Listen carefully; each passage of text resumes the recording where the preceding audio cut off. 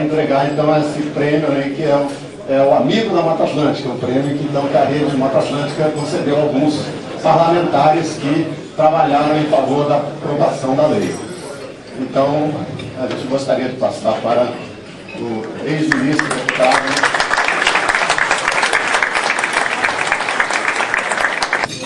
Muito obrigado à Rede de ONGs da Mata Atlântica. Agora eu já sou amigo de 2 biomas importantes. Esse ano eu também fui escolhido amigo da Amazônia e agora amigo da Mata Atlântica. Eu quero dizer que esse prêmio não é meu, é de toda a Frente Parlamentar Ambientalista, são de todos os deputados e deputadas que têm se dedicado à causa do desenvolvimento sustentável. Isso é mais um incentivo para que a gente continue na nossa luta, é mais um incentivo para que a Frente Parlamentar se consolide, e eu quero, em nome dos deputados e das deputadas da Frente Parlamentar Ambientalista, agradecer esse prêmio. Como já disse, eu apenas incorporo como coordenador da frente, mas esse prêmio é de toda a Frente Parlamentar Ambientalista. Muito obrigado.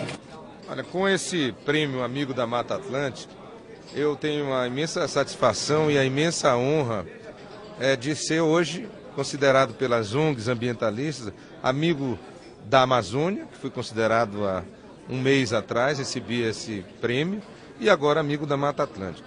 Isso aumenta muito a minha responsabilidade e é um reconhecimento pelo trabalho, não só feito por mim, mas pela Frente Parlamentar Ambientalista. Nós temos tido todo o cuidado, todo o esforço para que a gente possa, aqui dentro do Congresso, colocar as questões atuais. O mundo mudou, o mundo não aceita mais a velha economia de queima de combustíveis fósseis.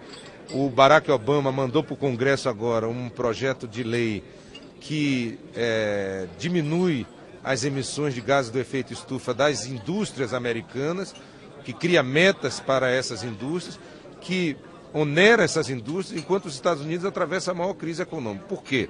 Porque ele acredita numa nova economia, e é isso que nós acreditamos, valorizar os nossos biomas.